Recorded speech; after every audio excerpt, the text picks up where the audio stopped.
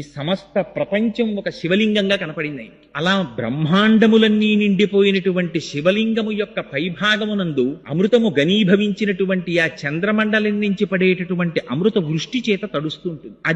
అది చల్లగా ఉంటే సమస్త ప్రాణులు చల్లగా ఉన్నట్లు లెక్క, సమస్త బ్రహ్మాండములలో ఉన్నవారు సంతోషంగా ఉన్నట్లు లెక్క. అందుకే శివలింగం మీద ధారాపాత్ర అని ఒక పాత్ర పెట్టి దానిలో నీరు పోసి దానికి కింద రంధ్రం ఏర్పరిచి సర్వకాలముల యందు దాంట్లోంచి జలములు జారి శివలింగం మీద పడేటట్టుగా ఏర్పాటు చేస్తారు. ఆ శివలింగం చాలా ఆశ్చర్యకరమైనటువంటి స్వరూపం. అసలు అది రూపముతో కూడినటువంటిది అందామా అంటే దానికి కళ్ళు లేవు, ముక్కు లేవు, చెవులు లేవు, నోరు లేదు. పోని రూపము లేనివాడు అరూపి, అసలు ఏమీ రూపం లేదండి అందామా, ఆయనకి రూపం లేకుండా లేడు. ఏదో ఒక లింగ స్వరూపం అని ఒక స్వరూపం ఒకటి ఉంది. పీఠం అంబమయం సర్వం శివలింగైశ్చ చిన్మయం సాకారంచ నిరాకారం నిర్గుణంచ గుణాత్మకం తత్వం తత్ పరమం బ్రహ్మ ఇది వేదాంత డిండిమహ అంటారు శంకరాచార్యుల వారు వేదాంత డిండిమల్లో. ఆ కింద ఉండేటటువంటి పీఠమంతా అమ్మవారు, పైన ఉండేటటువంటి చిన్మయ స్వరూపమే పరమశివుడు. వాళ్ళిద్దరూ విడివడి ఉండేటటువంటి స్వభావం ఉన్నవారు కారు, సర్వకాలముల యందు ఒకరితో ఒకరు కలిసి ఉంటారు.